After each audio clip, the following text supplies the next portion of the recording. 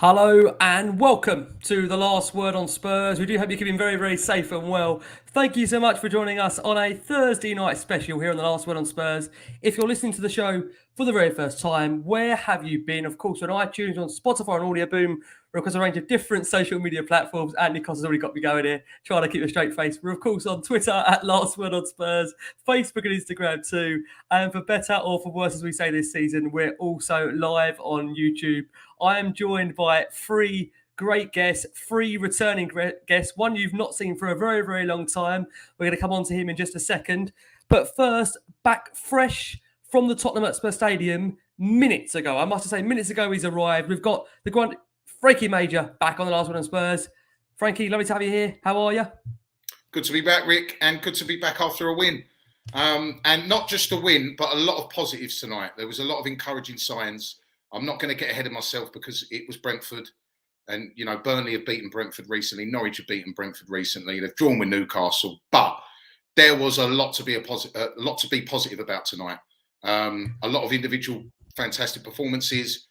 Rick, the endeavour and desire and effort from those players tonight is something I haven't seen for a while.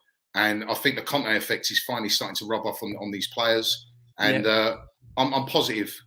Good game to go to. Again, I don't want to get ahead of myself, but I haven't left the stadium in a while. And it's making me laugh. I'm trying to be positive here, but I haven't left the stadium in a while that positive. In all seriousness. Yeah, while I'm laughing, Frank, obviously you've been here a while now. This is the first time I've seen you being with that kind of smile and talk with such positive, and I can see Conte is rubbing off on Frank massively here.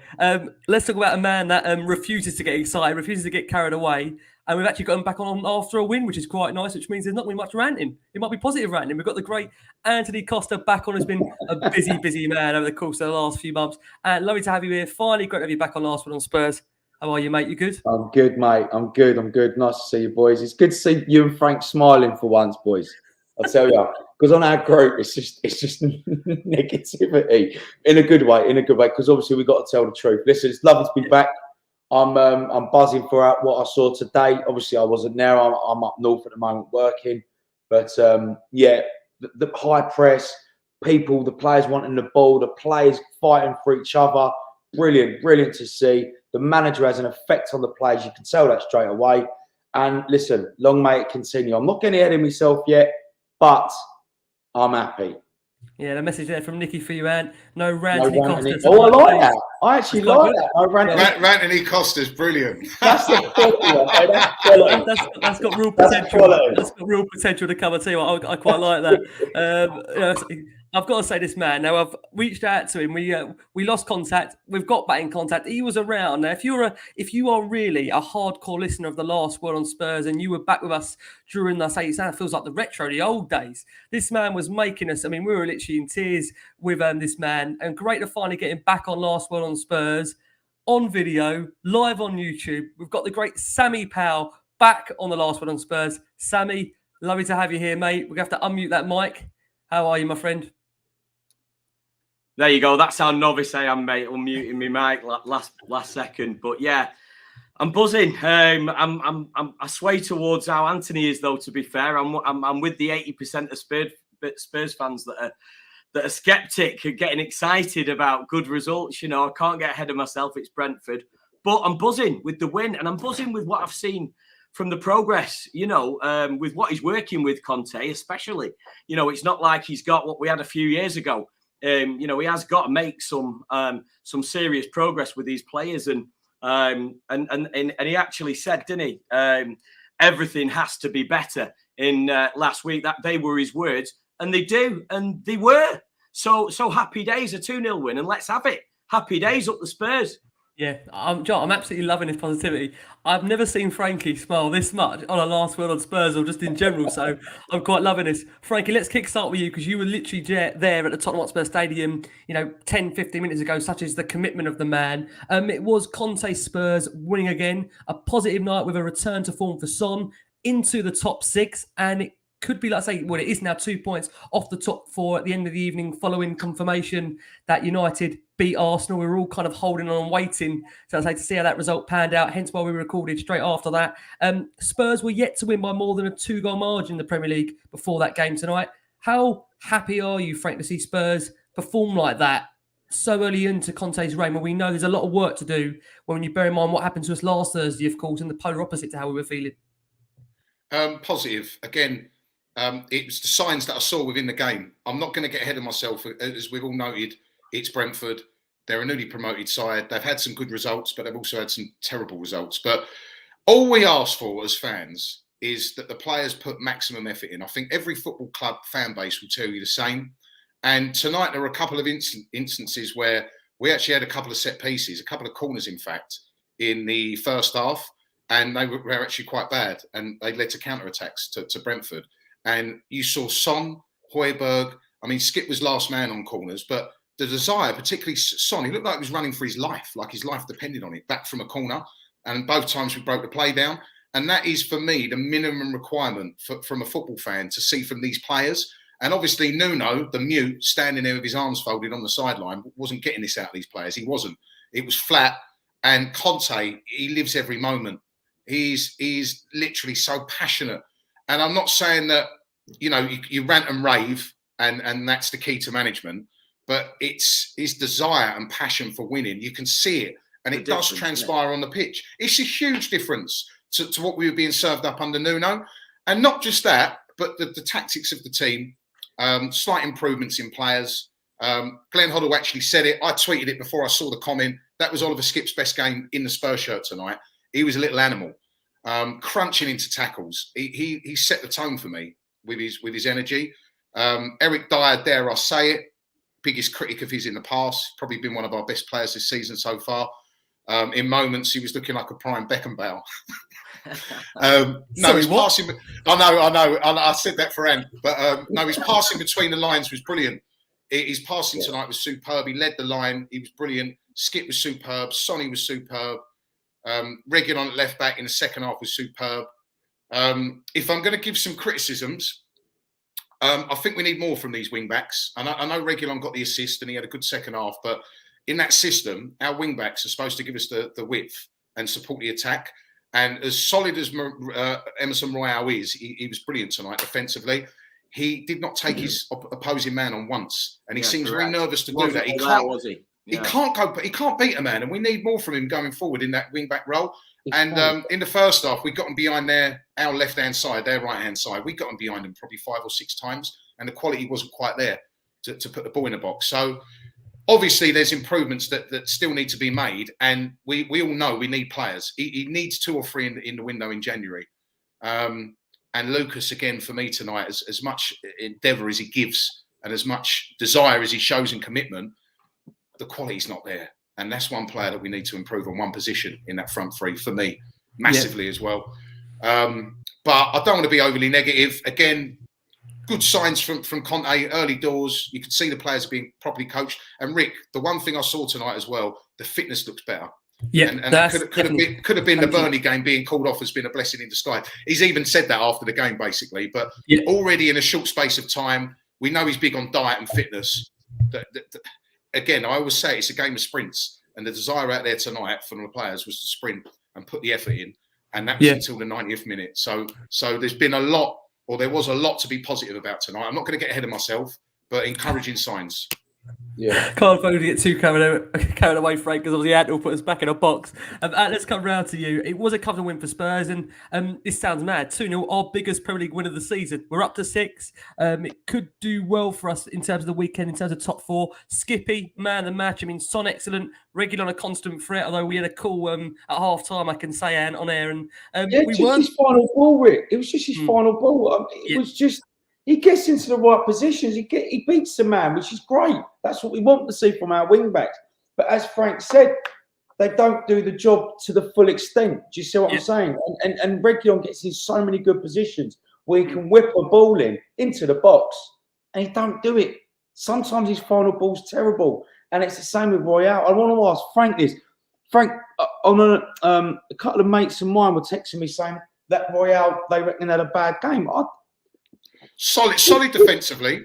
I think in a 4, in a right back, he'd be a solid right back. But I just think going forward, I don't think that's. He needs a lot of work. A lot of work going forward. But going the other way, defensively, I thought he was solid, and I think he's been solid for us since he signed, really. Well, I thought it was one of his better games for us. I mean, maybe I'm seeing a different game, but again, Skipp, brilliant.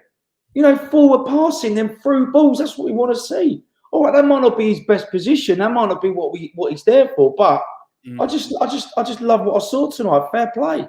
Yeah. Do you know what I mean? Frank getting reprimanded there from Tony Rodgers. Red card for Frank Major. It was tongue in cheek, Tony. Tongue in cheek. I said it for Ant's effect. He definitely did. And sticking with you though, I mean, overall, listen, let's be honest about it. I mean, 7 points from possible 9 in the league under Conte. I'm sure we all would have taken that, right, from the first 3 games. How impressed have you been, and generally, with Conte's effect so far on this group of players that, you know, we've been there before, they've failed a number of managers. How impressed have you been by the start he has made to this role in charge as a head coach? I love it, Rick. You know, I'm a massive fan of Conte, and I think he never stops. I was there the other week when we beat Villa 2-1, and he was shouting, screaming, jumping, shouting at them. It was just brilliant, and it's good to see because from what we had before and before that was just, you know, managers just there for the job. Do you know what I mean? And showing no heart. But today and the other time I've seen Conte a few times, his passion is infectious, and that's what we want. And as Frank said when we started talking, all you want to see is your players, your team giving 100%. Okay, we're not going to win every game because we're Tottenham Hotspur, but go out there fighting. Do you know what I mean? Go out there fighting. I totally agree. Sammy, let's come around to you. The encouragement and the infectiousness amongst you guys in the comments tonight is hilarious. We've got some crazy comments coming through. Sammy, it was an encouraging display from Spurs, which showed a really good benefit, as Frankie said earlier, of a clear week off for the club. Second goal was very Conte-esque. I mean, many will say that the way in which Spurs did counter-attack at place, and you know, we referred to that term Conte ball very early, but it was a lovely, lovely move. A shame really that tonight was the first of 10 games in 30 days, because I do think for the squad it is going to be a massive test now throughout December and early January, but plenty to build on. Son and Skipp particularly looking good. How would you overall sum up that performance for you? Well, I loved it because we won, obviously, Ricky. But, you know, I must admit, again, I don't want to bring a negative. I'm normally one of the most positive people you could get on here. But I have to say, you know, there's so much room for improvement. I was nervous with Emerson on the ball, to be honest. You know, that passing out from the back when you've got a high press in Brentford, everybody knows they press heavy and hard. And passing it out to the right to Sanchez or Emerson, I was nervous. The ball was having to come back to Hugo and forward. I think the back really needs improving. I think the midfield needs, listen, the effort from them is unbelievable. And Conte is extracting that from them, you know, by the bucket load. However, when you look back, when we had someone who, like Eriksen, was the glue, the heartbeat, someone to rely on to feed it forward, we're missing these key players, aren't we? You know, he's working with what he's got, and by heck, he's working them hard. Very hard. I must say, Sammy's so hard that people obviously pick up the fact you're in an office at the moment. And, I'm in my office, mate. Yeah, we're getting some really funny comments coming through here. My house isn't like this, no. Well, I think we had one comment saying, was there any gooners there? They must have gone home early. Is that the case there from Pete Mason? Yeah, and there's no gooners allowed in this office, mate. No, no chance. That's part of the job interview. Have you been surprised, Sammy, by just how quickly Spurs have started on the content? Like I said to Ant, you know, 7 points out of a possible 9. The way the players have reacted. I know, obviously, last Thursday in the NS Moura game, you could probably argue that was more of the B team out there to some effect, although there was a few of the first team players in the squad. But overall, Premier League wise, have you been quite impressed by how the squad have adapted to him fairly quickly? Yeah, I mean, he's working them hard, isn't he? You know, they're all saying how hard he's working them, so he's going to get the best out of them. But fans that want instant results from a manager just because of his prestige, it's just not going to happen. You can't just give a load of bricks, a bit of cement and say, right, build that house tomorrow. It's not going to happen, especially with Tottenham Hotspur. You know, there's a lot of foundations that need to be built, and he's got to bring these players in. He's got a lot of hard work to do, but at the moment, he's doing what he can do with what he's got. And I know I'm going to probably say that about 10 times tonight. But you look at what he's bringing at Oliver Skipp. Wowee. I mean, you know, I was praying for this lad to come up through and perform. I was, you know, I really wanted it from him. And I think you could have no better manager than Conte, the passion of him. You know, showing young players like that the way forward. You can tell they're playing for the life for him. You know, Reggie the other week, and I know we're talking about this game, but in his interview saying, You know, I've had the worst week of my life. You know, I'm not sleeping. Conte's drilling us into the ground. This is what he's doing for the players. It's just, yeah, I'm impressed with what he's done. And to be fair, I have to say it. When we got his appointment, I was like, oh, I didn't used to like him, but he's performed so well for, you know, his stature is there. And I love him. How can you not be affected by a guy that is on his toes from the first second of the game to the last second, running up and down the sideline, getting called back into his box, giving the players everything. Last game, getting the fans on the feet. I mean, Jesus, you don't want any more from a manager, do you? So I'm buzzing with Antonio Conte. I love him.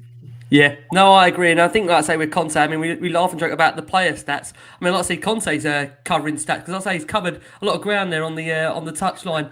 Let's come back around to Frankie, because, I mean, overall, Frank, so far, and I go again, for Ant's sake, I mustn't get too carried away, because I know I'll be put back in my box very quickly. But, you know, the likes of Davies, Dyer, Skipp, you know, there's early success stories under Conte so far. Have you been surprised by, you know, how he has given the likes of, dare I say, like a Davies, an opportunity there, where of course, you know, many Spurs fans, i.e. like myself, have kind of felt Davies' time has been and gone at the club. But I mean, is it just a case of working what he's got, Frank, with the players that he ultimately trusts, in your opinion? Probably. I think eventually we will get another left-sided centre-back to play in that three. However, with Ben Davies, I think we've all said it for the last few years, he's not a left-back or a wing-back anymore. His best position is a left-back in a three. He plays it for Wales. I think he was brilliant tonight. Again, I'm not going to say he's the future. I've been quite critical of him over the last couple of years, but I trust Conte. If he can get some of these players, I don't care what they've done over the last couple of years, if he can get a tune out of some of these players, and we can see what we haven't seen, since some of them have either signed or they've dipped in form, I'm all for it. I mean, we do desperately need another centre-back and Romero to come back. Davinson Sanchez, for me, tonight, again, particularly in the first half, the jitters he sends through that team sometimes. I think he fell over twice. He's shaky. He's so shaky. I the ball went under his foot again. No, mate, that's what worries me, playing out from the back. Sorry to interrupt you there, but those two players there, they don't give me the confidence that it's going to go forward. It's the unconfidence that it's going to go back. And if you've got a high-pressing team on you, Brentford you got a City or a Liverpool turning into you there. You're in trouble with those players, in my opinion. Well, they were so aggressive, that front three for Brentford. And as you said, if that was a City or a Liverpool, well, we've got Liverpool in the 18th. If that's against Liverpool, they'll chew Sanchez up. I'll be totally honest with you. The ball went under his foot again tonight. How many times has that happened? I mean, that's lack of focus and concentration. And although, as an actual goalkeeper, he is superb, Lloris's kicking his distribution is up there, in my opinion. He's one of the worst in the league. Let's be totally candid here. It is. He sliced a couple tonight, and I know he's a brilliant shot stopper, and he's a bit of a legend. He is a legend at Spurs, not a bit of a legend. He's a legend. But in the modern game, and with Conte ball, it requires a goalkeeper that's good with his feet. And unfortunately, we've been linked with a few keepers already. I know he's put in a great near 10 years of service, but he's another one, Sammy, that when he gets the ball sometimes, I think, oh my God. So this is what I go back to with improvements are fantastic, but recruitment is so necessary and needed. If we know it, he's definitely got his eye on it, hasn't he? Do you know what I mean? He has to have. We need another striker. We need a striker, a centre mid, and a keeper, and a centre back. Sorry. So we need probably I would say a left-sided centre half. I think Eric Dyer's done all right I think he likes Eric Dyer as well. He does that. Yeah, seems that way. I think personally, and again, I love Hojbjerg, but I think progression on the ball, he's not good enough. Let's be totally cutthroat here. If we're going to close the gap between us and the big boys, we need a box-to-box midfielder who can actually pass through the lines and keeps the ball, looks after the football. And obviously, we've been linked heavily with Vlahovic, and we do need another centre forward. We know that, another forward. So I think as soon as January, I might be too optimistic here. Ant will probably laugh his head off when I say this, but I think Conte will be targeting 2 or 3 players in the January transfer window, and it's needed, Rick. It is. Yeah. No, I mean, I totally agree on that. Sorry, Rick. Sorry, lads. It says Johnny Bay says we need a right back and shift Emerson to a back three. Now, I said that the other week. You know, Emerson Royale's a right-sided centre back. I know Romero would start when fit. This is the problem, but I don't think that's the worst shout in the world. But the problem is who plays right wing back. And then Tanganga on as a right wing back. No, not Tanganga. It'd have to be. I know it's a bit out there. a bit hipster-like, but Lucas or Stevie Bergwijn, they're the only two I can think that are capable of playing as a right wing-back if we were to move Emerson in. But I would trust Emerson there more than Davinson Sanchez, and that says a lot for my opinion of Sanchez. I mean, comment on the screen there, Anne, from King Huddle. Conte's giving me belief that we can stay up. Do you have confidence in that, Anne? I mean, we're halfway there, aren't we? We've got 22. We've got 22 points. It's the magic 40. So we're halfway there, lads. I'm excited. But listen, onwards and upwards. I mean, as you know, as we always joke about myself, I don't get ahead of myself, and we have got some games coming up that we have to. You know, every game is different. Norwich, obviously, their form is very, very poor. But let's not make them look like Norwich of 1995 when they had Chris Sutton up front. Do you know what I mean? And scoring for fun. So I want to see progression. I want to see a build from tonight. And I think Conte is our manager and will be that person to do that. But again, time will tell. Once January comes, we need to see some new faces. We really do, because some of the squad it's got a bit stale now. Let's be honest, and some of them players need to move on.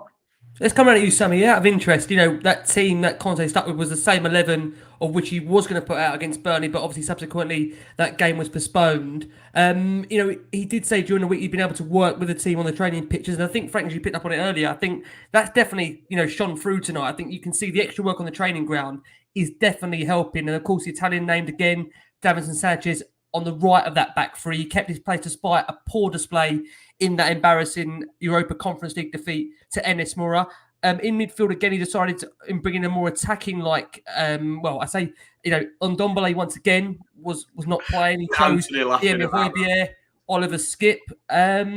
Any surprises for you with that team, Sammy, or was that what you roughly would have expected? No, he was going to put that team out against Burnley.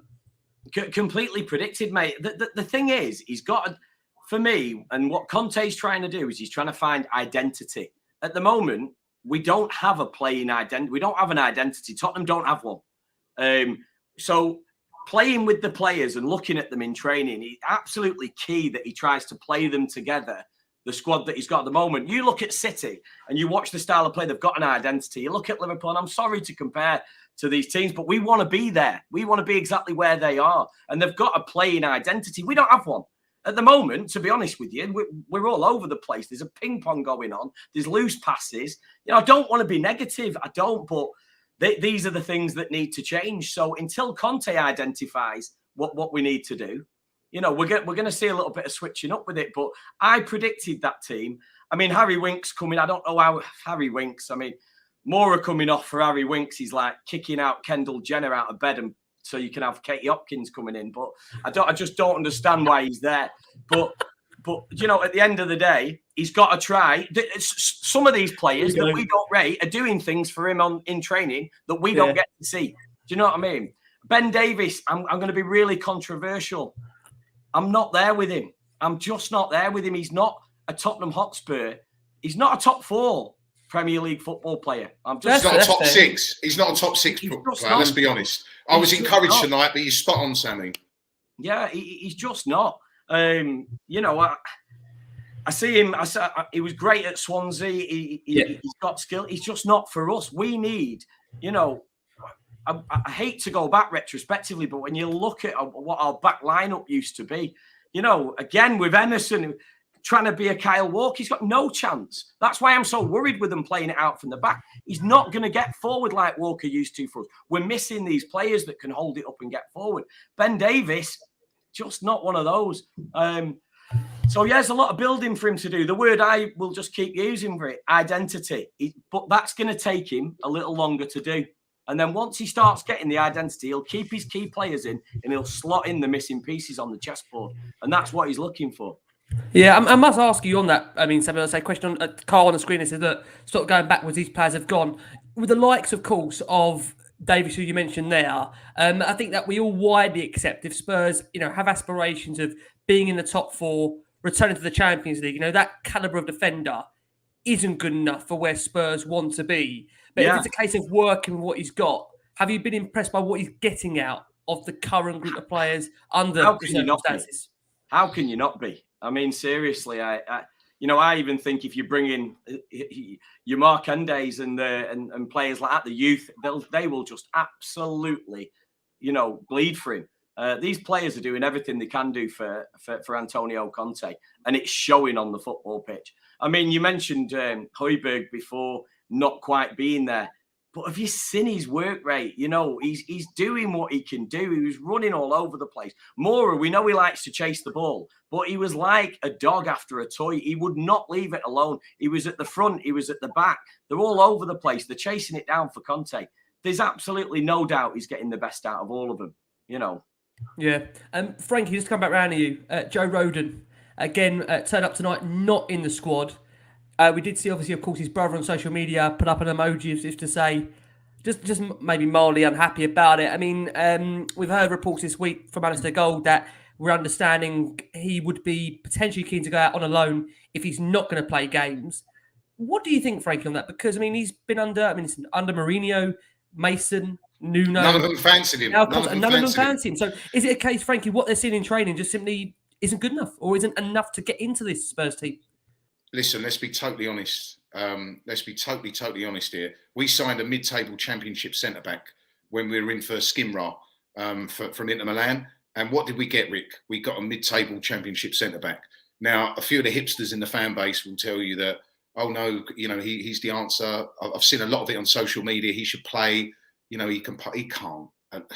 It's for me, it sums up our recruitment to a T in the last few years. We had a number one target. We didn't want to pay the money for the number one target. So we dropped down to second and third choice and we got a third choice. And then 2 years down the line or wherever it is, he's not in the squad and he's not playing. And you could say about Ndombele. I mean, he's another one. How many managers don't trust him? He's on the squad, on the bench, not a kick tonight. Gio Lo Celso in the injury in the treatment room again, as always. It just sums our recruitment up. And this is the problem. I mean, now, under Conte, this can't happen. We have to back him. We can't be signing a £12 million centre-back from Swansea again when there are better players out there. So, unfortunately, what we're going to get for Rodon, will we get the 12 mil that we laid out for him whilst his value's depreciating, whilst he's sitting there not even in the squad? Probably not. Will he have to go out on loan? Probably. And was he another great signing for Spurs? Of course he was. So, that's what you get, Rick. Frank, if he goes out on loan, and Conte's still there saying two years' time. If he don't fancy him now, who's to say he's going to fancy him in? Well, I'm saying the reason he'd go out on loan is because who's going to pay for him? Who's going to buy him in January? This is the problem. And who's going to want to pay? The thing is with Daniel Levy as well, and this has got to change. He has got an unreasonable expectancy for the transfer fees that he wants to recoup or get back in for certain players, for all the players, sorry. And what is he going to want for Rodon? He's probably going to want 15, 12 mil for him. And no one's going to pay that. So he's going to have to go on loan out. We're going to have to hope it's a good loan spell to get his value up. And there's a few players like this in the squad, to be honest with you. Short of Newcastle coming in and rescuing us and signing Winks and Dele Alli, they're probably going to have to go out on loan because who's going to want to pay the money that Levy's going to want for them to, particularly in January. So to sum up what you said, Rick, Joe Rodon is exactly what we got, what we paid for, he's a championship centre-back and he's never going to probably play another game at Spurs again. Let's be honest. Unless there's an injury. No, that's fair. I mean, and let's come round to you on Rodon. Have you been surprised by his lack of opportunities so far under Antonio Conte? Yeah, because when he played for a few games last season, he was half decent. And I thought, okay, he's young. He's from a championship side, as Frank said. And maybe there's potential there to build on something. But then he fell out of favour with Mourinho. Then Nuno's come in, didn't hardly play, played the odd minute here and there. And now Conte's come in and he doesn't fancy him at all. Not even the Europa Conference games. Maybe I'm wrong, maybe he has played. I don't know the team's inside out. He's played one half, I think a half. He obviously got hauled off, didn't he, from NS Moura, I think from the 53rd minute. All right, so he's played a one half of European football this season. So you got to see what these managers are seeing in training. I mean, obviously I'm no expert. But if all these managers can't be wrong, that's what I'm trying to get at. And it's like Tanguy, it's like Rodon. All of these managers, they all don't fancy him, so they can't be all wrong, can they? They can't. No, that's what I mean, yeah. Sammy, do you have an opinion on that? It's a shame because there was stories about Bale really going, saying to Spurs to go and get him, and Davies was very much behind the encouraging the deal as well and really up for it. But I just see nothing. It's a shame because there was a little bit of potential that I saw last season. It's a shame.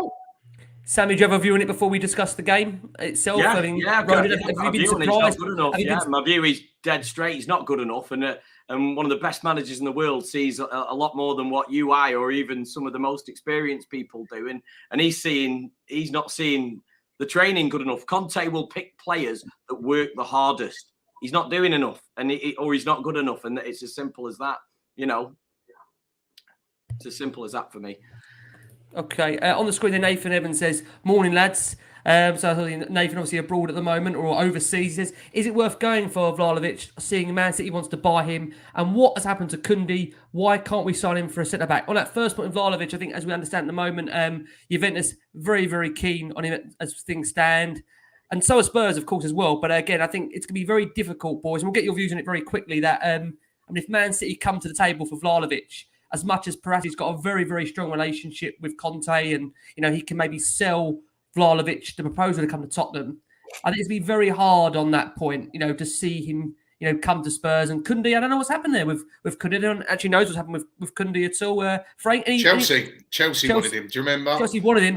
Sevilla wanted a replacement, actually wanted Sanchez, if you remember rightly. It all fell out of bed because Sevilla said, unless you pay, I think they wanted more money at the last, the 11th hour. But unfortunately, the issue with us, regardless of having Conte in the stadium and all the rest of it, is if Chelsea or Manchester City want a player and we want a player, they go to Manchester City or Chelsea. Let's be totally honest. Vlahovic, we've got to move quickly for him because if we don't get him in January next summer, there's going to be several clubs in for him and it's going to be hard. Well, you think, if Spurs had a chance of that transfer, they would have had to already done the groundwork in advance anyway, as where things stand at the moment. You like things so it's 2.5, 3 weeks now left until the January transfer window opens. You can't be sitting back and just trying to get cheap deals here and there. We've got to go in all guns blazing. And Paratici, and the team and the board need to start backing Conte straight away because this is our first. It's not the summer transfer window as we know, but this is our first window where we can start to build and start to see what Conte wants to do with the squad. I don't want to opinion, Anthony, is the board's last chance. In my opinion, the board's last chance 100% to win the fans in terms of saying we're giving you what you want, because they never have. They never even gave the managers what the manager wanted. This is now. It's all we've got the manager. Patrici's got his eyes on people.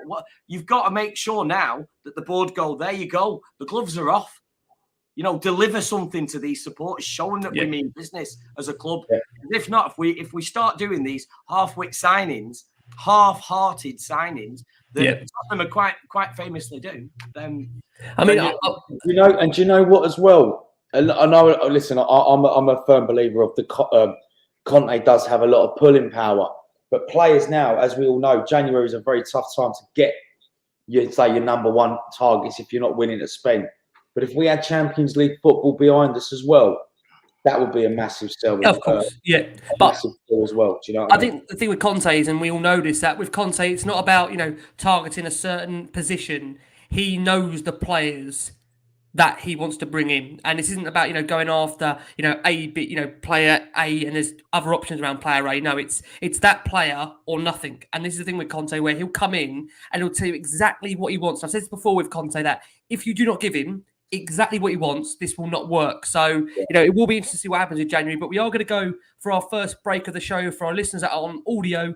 Taking into this break, you're going to hear from Antonio Conte and Ben Davies. Gentle Ben giving their thoughts on the back of Spurs beating Brentford 2-0. And like I say, we are now going to discuss the story of the game itself. I'm going to come to you, Sammy, to kick things off, because for Spurs, they got off the mark fairly quickly, which is nice to say at the Tottenham Hotspur Stadium. It was a Spurs taking a short corner, Heung-min crossing dangerously, and Sergio Canos heading into his own net. It was a bit of a comedy goal. And I must say, I think Spurs have had 64 corners this season, and that is the first we've scored from although it wasn't a Spurs player scoring. So I don't know if we can count that, but we'll count it on the last one on Spurs. Who cares? Sammy, thoughts on the opening goal? Bit of a mess, wasn't it? We'll messy, mate. But we, in true Spurs style, we'll take it, won't we? At first, we didn't even know how it had gone in, but it was we needed that. That created the tempo for the game for me. I think we looked a little bit disjointed taking off, and then there was a little bit of a sit back after it as well. But yeah, it was. I'd like to know what's going on with the ball as well. The one bounce and the two bounce. Obviously we know that it means something to the players in the box, but I don't actually know, unless you guys do, what it's symbolising. I don't know. Maybe one bounce is near. Get it over and find a white shirt. It's got to be something like that, hasn't it? Yeah, I was intrigued by it, but listen, we'll take it. Came from a corner, and we'll have it. Doesn't matter how it goes in. Yeah. Incredible. No, I totally agree. I mean, Frank, isn't it nice? I mean, you were there. Isn't it nice to have a fast start? Isn't it nice to score early? I mean, how many times have we been sitting in that stadium this season and you're having to wait for a goal, and you go in one behind, as we had against Leeds, for example, and that pressure seems to build on the crowd. And, we've actually had a question in, Frank, while I'll let you answer this, because I say you were there. He said, this is Raul saying, why does the stadium seem so dull? Fans quiet for 40 minutes, need to create a better atmosphere and make the stadium feel like a fortress. What's lacking, in your opinion? Thoughts on that, Frank? Spot on. I said it to the guys that I sit with in the stadium. I said, this is rubbish. The first 10 minutes, the big South stand, who did, to be fair to them, got better as obviously the performance grew. It gave them something to cheer about. But we were so flat as a crowd.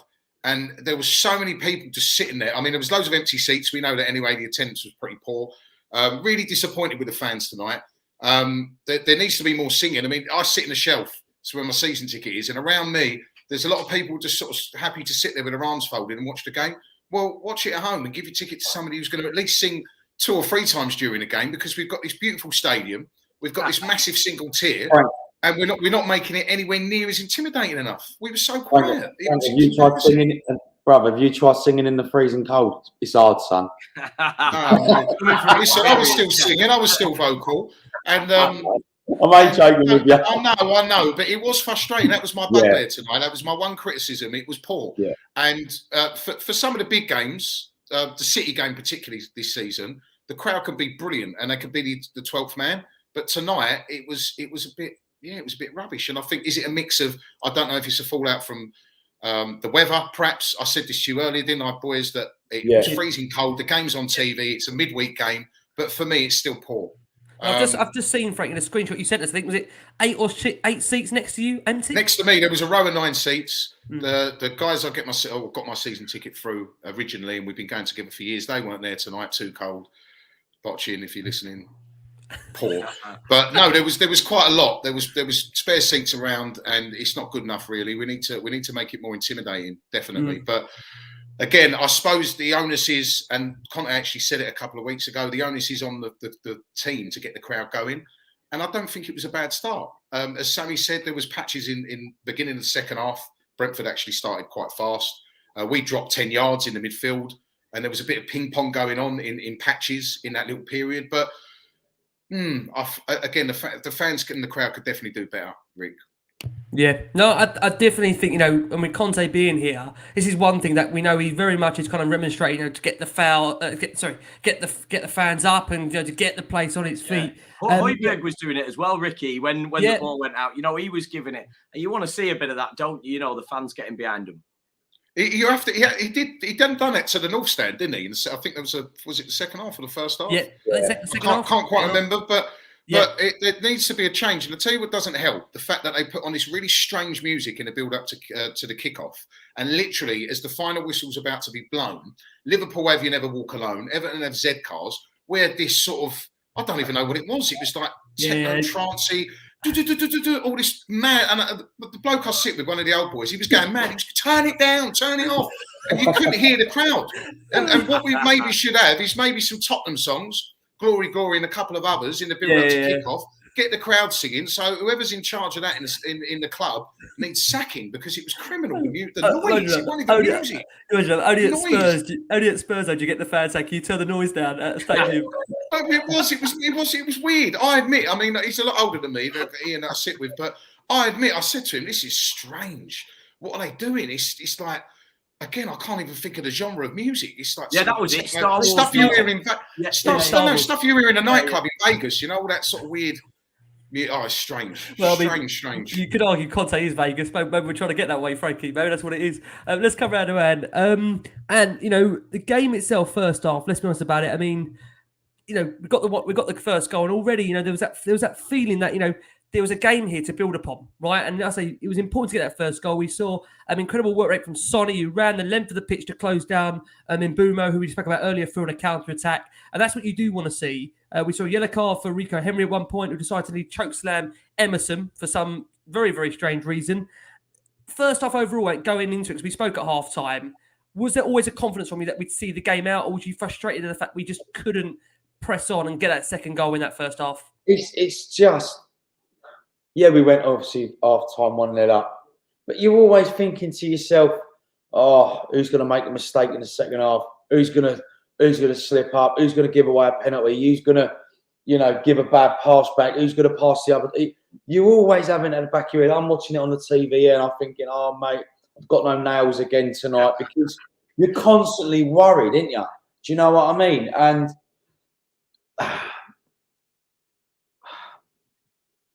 I don't know. But generally, you don't know. You just generally don't know. It's just me being, you know, a negative Norman sometimes, because we can play so well, and we've played so well in the past, and we've battered teams, and then a week later we played terribly. And you just can't get ahead of yourself. Do you know what I mean? So I'm just happy with the win tonight, and I think that on Norwich's game is just as important. It's quite worrying that you're being urged on now to get, you know, comments from people that actually know you so well on this podcast. Say it, and Sanchez like a dog chasing a balloon. We're trying to keep him going here, not bring him down. That's a great analogy, by the way. Yeah. That's what he's like. Hang on, It's just when Winks come on, I was like, oh, here we go. 2-0. I can't believe that. When I called him earlier, I said to him, I've got to worry for him that I think he's going to get a second renaissance under Conte. Listen, he came on second half. I mean, again, I do think Winks, if I'm being honest with you, I'll be massively surprised if he doesn't end up moving on in January. I think purely on the basis that, you know, I love that comment. Which one? Pete Mason. I can't even watch our goal replays in case we miss. That's so Spurs, isn't it? That's so Spurs. Oh, God, that is perfect. Did anyone see that tweet that was put out about Dyer ripping into Winks when he gave the ball away, and Davies is standing there with his arms behind his back, and it says, well, I'll try and put it up to the screen. Look, can you see it? Ben Davies has got his arms behind his back, and it says, Winks Dyer ripping into Winks whilst Davies mourns Winks' career is one of the best things you've seen tonight. And look, you've got Ben Davies, looks like he's actually at a funeral, doesn't he, or paying his respects. This is the times where I feel so sorry for our listeners on audio, because this YouTube version, you know, stuff like that, what Frankie's showing there, absolutely priceless. Go and check us out on YouTube. If you're not subscribed, please go and subscribe. Sammy, let's come round to you, because Spurs, they did go 2-0 up in that second half. It was Kane playing Rodon into space. He picked out some an inch perfect ball into the centre for the South Korean, just fire into an empty net. I've got to say, Kane unlocking Brentford with a killer ball there from the centre circle. And, Great ball. We had the Christian at that point, Sammy. Yeah. What did you make of that second goal, Sammy? Well, first, that's what Harry Kane brings to the table, where everybody dissing him when he's not scoring goals. I see so much negativity towards Harry Kane. He's a producer. He's absolutely mustard. He is a game-changing player. We all know that. That ball was brilliant. Yeah, I mean, Reggie, I'll be honest with you. I think you touched on it, Frank, just at the beginning. Sometimes you're not confident. I've seen him running with it.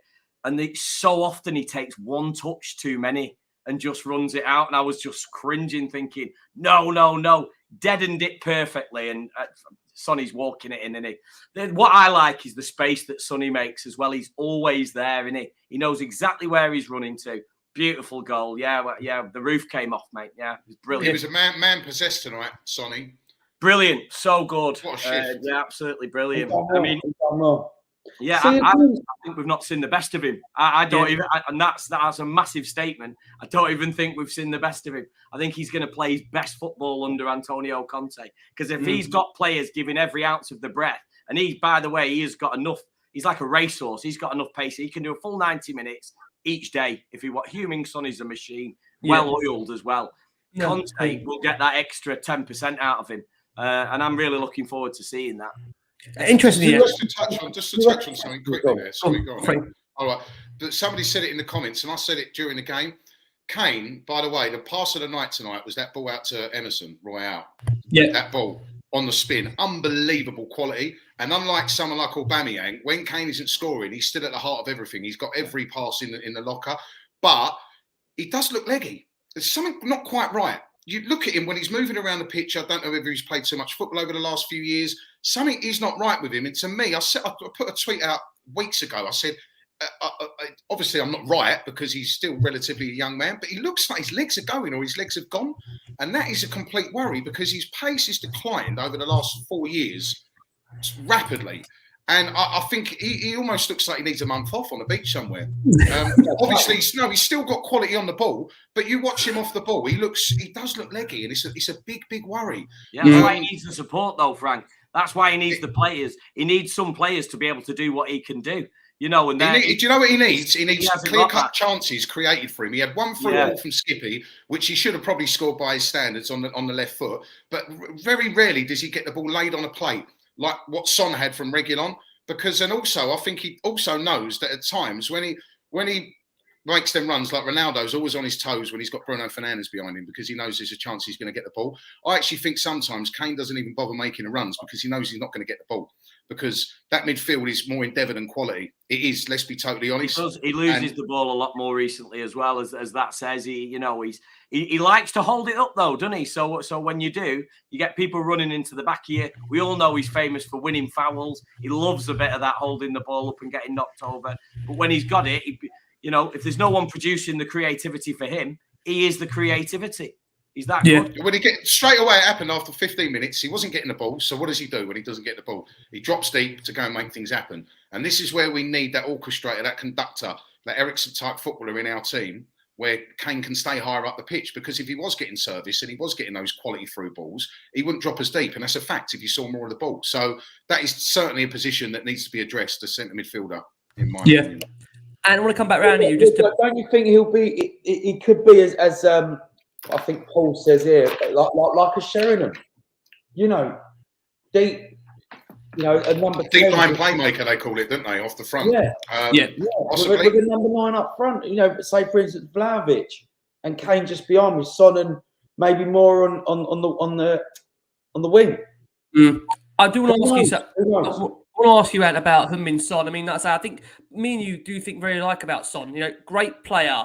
But again, that bracket people say he's world class. I mean, let's be honest about it. Sonny, went off the boil, and it's the thing with Sonny. He goes through what I describe as purple patches. You get 7 or 8 great games, and you get another 4 or 5 that again goes off the boil. And when he's on it, he's magnificent. He's a top class player.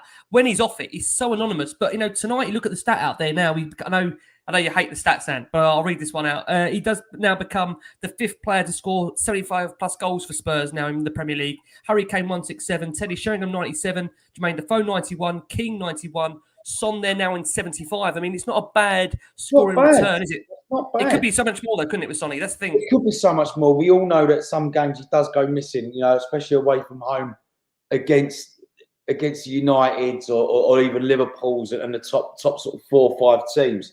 But yeah, he's a fantastic player. I'm so pleased that he plays for Spurs. But when he turns up and plays like he did today, it's lovely to watch. But as I said, sometimes he does go missing. Yeah, he's one of the only Spurs players that can walk into any squad and make a difference, though. That's what I believe. I think you could pick him up and put him in a football team anywhere in the table, and he's making an impact. Yeah. More so than Kane, Sammy? Sorry? More so than Kane? More so than Kane. Really? I think if you put Kane in that Man City team, he gets 50 goals. I really do. Even now, Frank, despite even now, they create so many goal-scoring opportunities, and he's still the best finisher at the club for me, Harry Kane. You still put Frankie, that Kane's lack of goals is down to the service more than his own personal not just down to that, Rick. It's a mixture. He does look tired. His confidence must be not what it was because he's got 1 goal in 12 league games. He had a good chance tonight. He had a good chance against Leeds. But yeah, I do think that we lack creativity. We know we've been on this show so many times.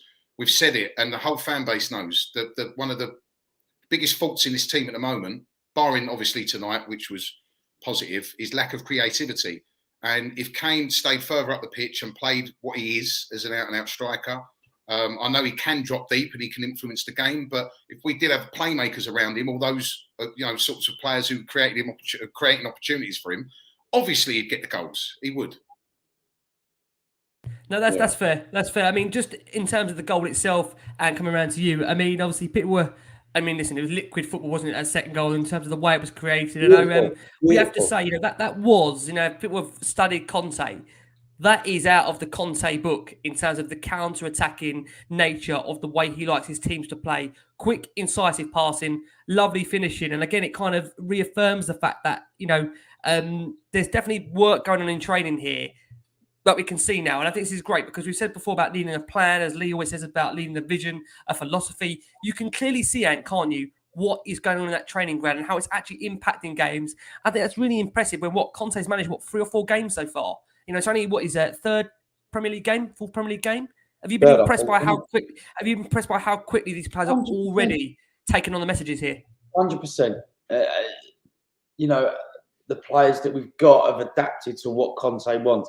Yes, there is so much work to do, as we all know. It doesn't take a weatherman to tell you it's pissing down outside. But what I'm trying to say is that we've got a lot of work to do. But the foundation is there, and Conte needs to build on that by getting his own players in and getting rid of some of the squad as well. So listen, the future's bright for now. Let's talk Sunday, and then I'm sure we can carry on from there. Yeah, totally agree. We've got some listener statements here. Joe K says, already you can see the desire from the players. My concern is the fullbacks. I'm not convinced yet with their crossing ability. Look at the top 3 clubs. They all have top quality fullbacks. We created chances, but it was let down with the end product and delivery today. Spurs Nut says this is one for Antony Costa. Top 4 looking good. Don't go this early, Spurs Nut. Don't go this early just yet. I know he's joking.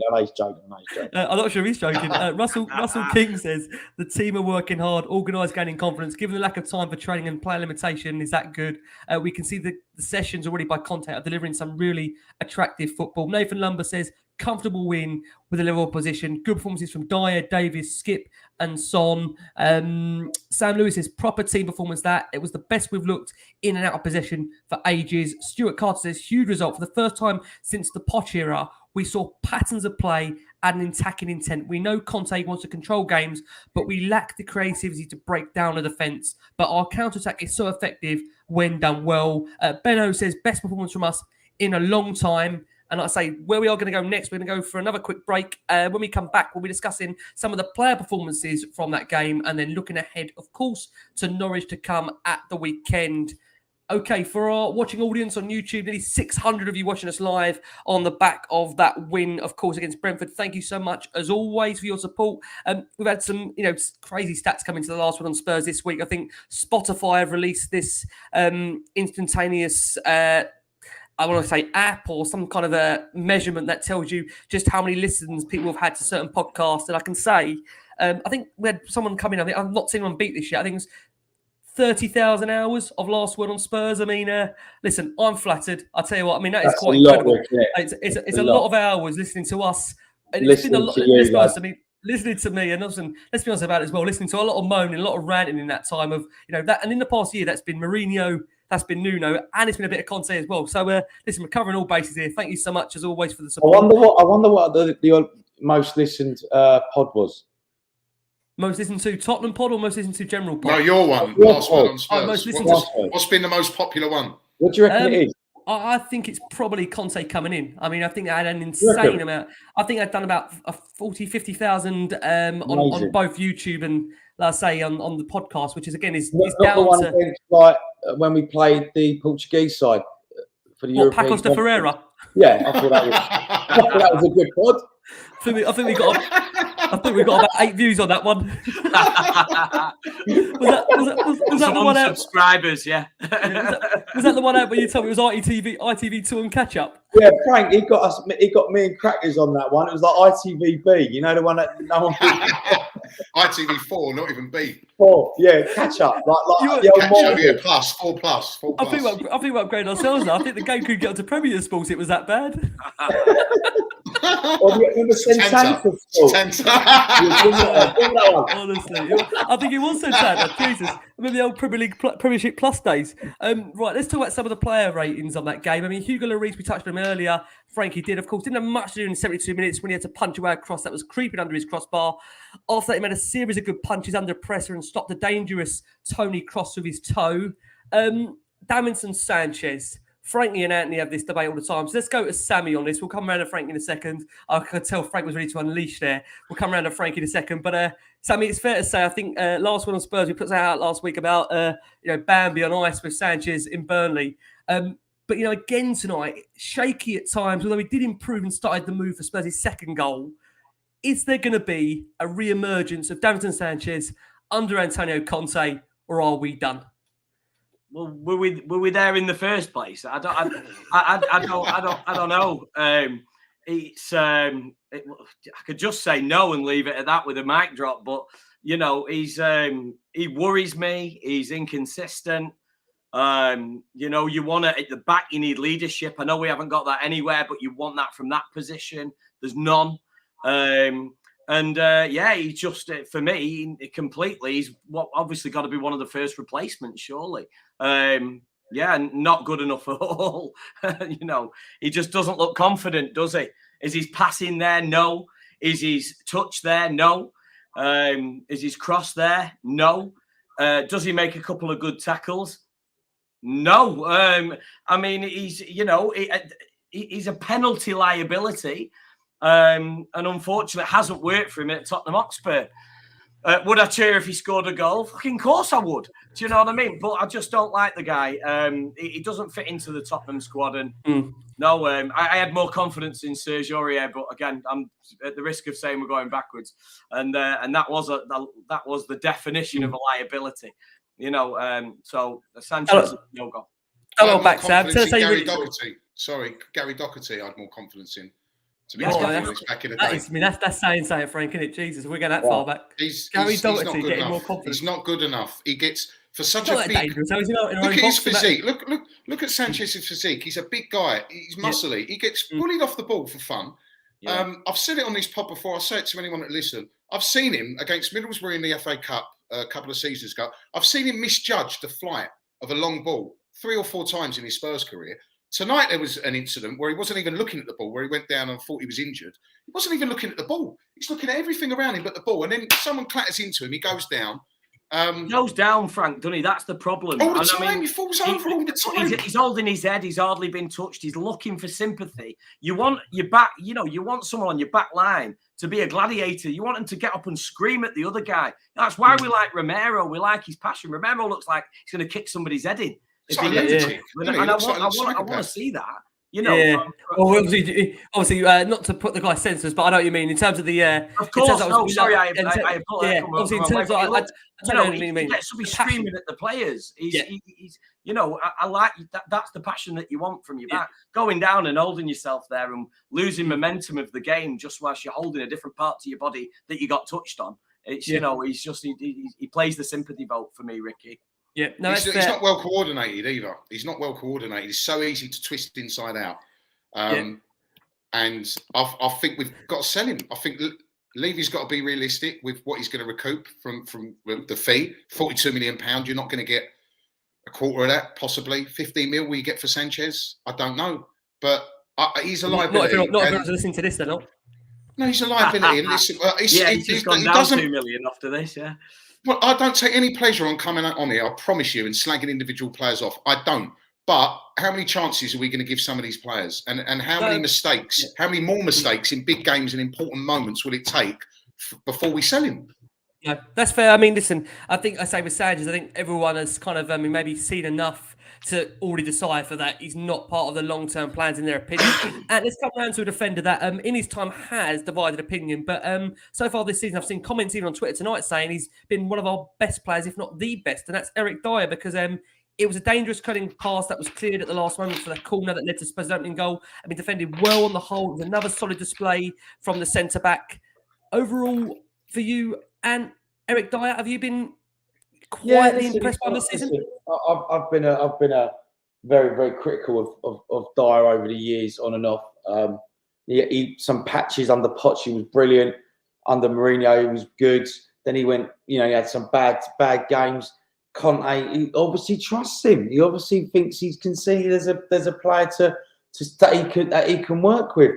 I haven't got a problem with that. As Frank said, if you can make these players better, I'm all for it.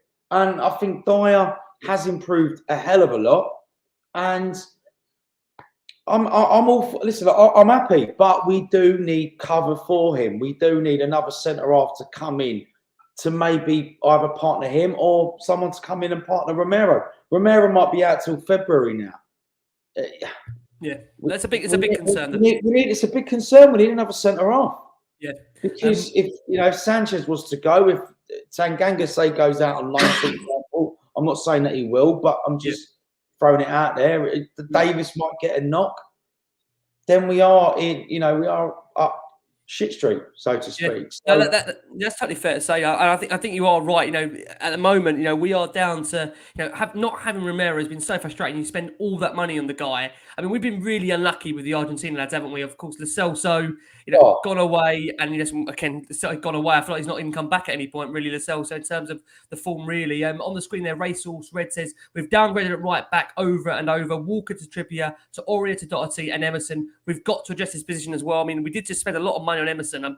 I might be wrong here. I don't think the club are going to be looking any point now to go and look at the right wing-back area. I think they've spent a lot of money on Emerson. I think they're going to, give that time. I mean, of course, he was brought under another manager, but you would think as well, knowing Paratici, and I think knowing him at the time where, of course, let's be honest about it, Nuno, when they brought Emerson in, this was at the January transfer window stage where I don't think everybody was quite convinced of Nuno being here long term. So maybe he already had an eye to think, Emerson would be a defender that could adapt under a different head coach. Just to Nathan Evans, we're going to come on to Steven Bergwijn shortly. We haven't forgotten your comment at all. Ben Davies, coming around to you, Sammy. He forced that own goal that put Spurs ahead early on during that game and sent another looping header to goal that Fernandes grabbed in the air. Made a number of important interceptions at the back. He looked good on the left back of the free, combining strong defending with getting up the pitch. I mean, listen, we're not all going to sit here and say, listen, he's going to be the next Maldini or he's going to, turn into, to anything more than what we know about Ben Davies. But for the moment, I think we've got to say that, he seems to think him as a steady Eddie. Someone said to me today, Ricky Sachs, he's got to be at least 8 out of 10. Listen, he's doing very well, Ben Davies. I think we all know really long term. I think Ben knows his level and we know his level as well. But all you can ask, Sammy, is for a player to give 100%. And I think there's one thing with Davies, he does give everything when he's out there, doesn't he? Yeah, I mean, you've come to the wrong person with it. I'm on the fence with Ben Davies. I don't know whether he's giving 1,000,000%, to be honest. And if he is, then it's just not good enough. He doesn't get forward enough with the ball. He's had a good game. Yeah, it's Conte that's getting the best out of these players. So in answer to your question, Ricky, yes, but it's not what we need at Tottenham at the moment. I'm not I feel like I've just been really negative, and I'm so happy about the Spurs win. I've just not been able to. You mean but we are talking about a lot of players that, let's be honest about, I've overseen for a lot of different managers. I mean, Frank, correct, do you have a view, Frank, on Ben Davies? I mean, we could do better than Ben Davies, Rick. Come on. Do you understand? We need a left-sided centre back. Frankie, do you understand why he's being picked at the moment, or not? Are you still confused as to why? Because you can clearly see that for whatever reason he's picking him. And he is getting more out of him than I think another couple of managers have done. I'm the same as you, Frankie. I know we can do better, and we have to do better. But are you comfortable with him playing there until we do have the opportunity to upgrade upon him in January? We've got limited options. Let's be totally honest. We haven't. We've switched from a back four to a back five. Sorry. So that straight away you need an extra centre half. We wasn't prepared in the summer because we didn't have Conte as our manager to play 3-4-3 or 3-5-2 or 3 at the back. So we are short on centre halves. But I think the one thing with Ben Davies, under Jose, under Poch, under Nuno, they've all made him captain at one point. So from what I hear and what I know, he's a fantastic professional, lives the life, committed to the cause. But again, like Conte said recently, you can have all of the endeavour and all the effort in the world, but you need quality to climb up the table and compete for the top 4 spots. And unfortunately... Again, I'll get rid of him next summer, but from now until the summer, obviously it seems like he's going to have to play. by default. So there we go. Yeah, I mean, let's come on to one of the wing backs. Frankie, we'll actually stick with you on this one. I want to give out a positive player to talk about, to kind of, I say, raise the roof as such. But Frankie, Sergio Reguilón, he got into plenty of dangerous positions on that down that left-hand side. His quality was lacking really until that 65th minute when he sprinted onto Kane's pass, picked outside to score that inch-perfect ball across. I think, Frankie, I know what you think. I feel like he's getting to grips with that wing-back role, and it's all about consistency, isn't it? I was saying this to Anne on half-time over the phone that, if only he had consistency in his game and the delivery, I mean, he'd be top class. Do you think that will come in time under Conte? Well, I think he's got a proper coach with him now. He's going to work him. I think the wing-back role suits him, although, again, he needs to improve his quality on the ball, his quality of crossing. He's getting better with his timing of the runs. It helps him playing with a left-footed, left-sided centre-back, I think. But in the first half, we had so many opportunities where we got him behind their right-hand side, and we did lack that quality. But I think, personally, he will be, and Fabrizio Romano, your man, he actually said this, that he feels that he will be one of the standout improved players under Conte. He feels that there's so much potential there, and he feels that Conte can work his magic on him and get a great player out of Reguilón, because we still haven't seen the best of Reguilón. We haven't. It's all been patchy, his form since he signed. He's blown hot and cold. But I feel that there is definitely a player in there, and I think he's going to improve. I do, and I think he'll be a key player for us. I think he's one of the most improved under Conte. Already. If you were to look at the immediate response from the limited, time that we've seen with Conte, Reggie's the one for me that's given the most. I really rate him. I had him tonight. I had him next to Skipp as potential man of the match. That's just my opinion. I think he was brilliant. He was good. He was good, and I think he was telling as well that he actually called Hakimi, who he's friends with, who played under Conte for Inter Milan, and obviously asked him lots of questions, wanted to understand what Conte's demands were, what he'd want from him. And Hakimi, obviously, the feedback to him was, "You'll improve a lot." And I think he'll be a key player under Conte now, moving forward. I do. Yeah.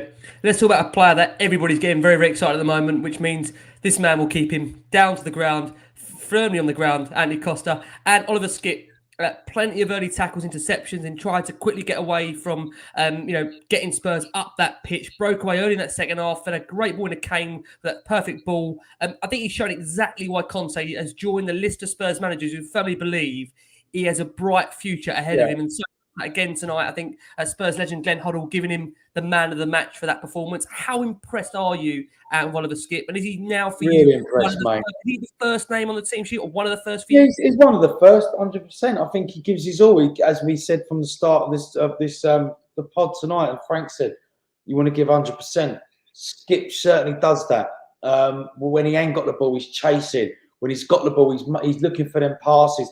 The through ball tonight to Kane, brilliant. We haven't had that for a very, very long time. And he has got it in his locker, because you saw it last year at Norwich. I know it's two different leagues, but Ollie has come in and it's as if he's been there for years. And that's what I like. He's got an old head on a young man's shoulders. And I think he's definitely Spurs' future captain for sure. There's some lovely comments from Conte. I know, Frankie, you picked up on these. Let's come to you, Frankie, on him. He says, Conte, lots of space for improvement on Skippy. He played with a lot of heart and soul. He doesn't care if he's 21 years old. Today he played well, but I think he can improve a lot in possession technically. We're talking about a very important prospect. The present and the future, it's down to him if he wants to become a top midfielder. He can be a top midfielder. He has the desire. I mean, what comments that is, Frank, from Antonio Conte, one of the best managers in the world that has worked with some of the best players in the world. That's got to give Skippy massive confidence, hasn't it? Well, Pochettino said he's a future Tottenham captain, potentially England captain. Jose Mourinho said the same. And now Antonio Conte. He's got so much potential, Skippy. He's had a bit of a rough ride, I think, from our fan base at times this season, because he's been he was at Norwich last season in the Championship. So essentially what we've done, we've signed a centre midfielder from Norwich as a starting player this season, a young player. I know obviously we haven't, but technically that's sort of what we've done. And a few of the fans were getting on his back on social media and so on, which I thought was unjust. I think he's got better as the season progressed. I think he's got a very high ceiling. You can tell, again, he's another one. He's a top professional. He lives the life. and he's committed to the cause. And you can see he puts 110% into every game he plays for us. Tonight, he was like an animal. He loves a tackle. You need that in your engine room. He's not scared. He plays with no fear. And if Conte said that about him and he can improve him on the ball, then we've got a gem. Totally agree. Sammy, let's get your thoughts on Skippy. I think we had a question in here about him. This is from Benno, who says, Skippy, just brilliant going forward. Great to see a player that's given us so much impact in terms of moving up the pitch. For you, do you feel like, say, with Skippy now, he is one of the first names on the team sheet? Yeah, I do. Yeah, I do. And backed him from the beginning. I think what's really funny is, obviously, I'm in the north. So pretty much majority of people, Man United, Liverpool and whatnot. And we know Skippy's journey. We've seen it come up. We've followed it coming up into the first team. And I've had a lot of friends going, who's this guy? Laughing at it. And I've said, listen, this is a real good prospect. Now they're sitting up and paying attention to him. And, he is future captain, I think, of Tottenham. Yeah, I'd like to place that bet. No problem at all. And we definitely, Conte's definitely going to get the best out of him. We've definitely not seen the best of him. He's playing through balls like that to Kane, and he's just getting started. Yeah, how can you not be excited about that? He is one of the main positives of Tottenham Hotspur at the moment. Totally agree. And it's come to you. I want to ask you about Pierre-Emile Hojbjerg. Now, it's interesting because because we do this show after every single game, you get, obviously, like I say, a different impression of a player when you do these shows. Now, Hojbjerg, I think it's fair to say, he's taken some stick from a lot of Spurs fans, and we do these shows. Like I say, the comments are always now really diverse on Hojbjerg. Denied by the keeper's face before half time. He set an effort into the side netting after the break, got up and down the pitch to contribute at both ends. For you, Ant, generally, I want to ask you: is Hojbjerg's position in the team under threat long term, or for you, is his leadership qualities enough for you to say he does deserve a start in that team? Yeah, it's the latter. It is the latter. I think if there was someone better on the ball than him, in his position, and obviously better on the ball, but not as what's the word? Not as sort of like a leader type bloke, then he wouldn't be playing. It would be Hojbjerg all the time because he's very vocal. He gets stuck in, he tackles, he does break up play. Does he do enough? Probably not. But if you had 11 Hojbjergs, yeah, you just said it now. Yeah, I've just seen it. Hojbjerg, the Danish Stefan Freud. That's a great. Is that fair? Is that right, or is that harsh? I think he's got a bit more quality than Freud. He scored four Premier League goals this season. Yeah, come on. Listen, he has got much more quality to his game. Much more than Freud, absolutely. But if there was someone better than him in the side, in the first... No, totally, I agree. We need better. Would he be getting in if he wasn't that vocal? Probably not. So you need that type of player in the team because he does what he does. And does he do it good? Yes, he does. He's a 6, 7, 8, maybe 8 out of 10 player. He's never... I don't you think... He's a world-class player, is he? No, I think the thing as well with Hojbjerg, I've said this before, that when you compare Hojbjerg to when we had Dembele, Wanyama in the team, I mean, let's be honest about it, he wouldn't get anywhere near that midfield duo. But I think, again, a lot of fans are saying this tonight, we have to remember just where Spurs are right now. We're not of that level that we was all those years ago. I mean, Frankie, for you, Nathan says on the screen there, is he future captain material? Do you think he'll be at Spurs that long enough to be up there for the reckoning for that? I don't know. I mean, he's got the right attitude. He's got a lot of character. He shows a lot of desire. But I just feel that on the ball, technically, he's not the best. I love Hojbjerg. When we were going through a really bad spell under Jose, he was one of the only players that seemed to give a shit. Yeah. And I'll always respect him for that. But if we're talking about progression on the ball, if we're going to play this system with a ball winner and somebody who's got to be a bit better on the ball, maybe Hojbjerg and Skipp can play in, rotate, and then we have, again, we need a midfielder who's going to look after the football, who's technically sound on the football, can pass through the lines, and gives us more than them two do on the ball. And again, somebody said in the comments, lads, it's Brentford. It is Brentford. We've got to be realistic. I mean, I said that at the Yeah, beginning. There's a lot of positive signs. I'm Yeah. encouraged, but against better teams, you have to look after the ball better. And when we're under more pressure, as Sammy said, from a Liverpool or Manchester City, and there's less time to think about it, we do need better quality in the centre of midfield, and that's been a big issue for us for a few years now. What I do like about you cannot fault his passion for this club. No.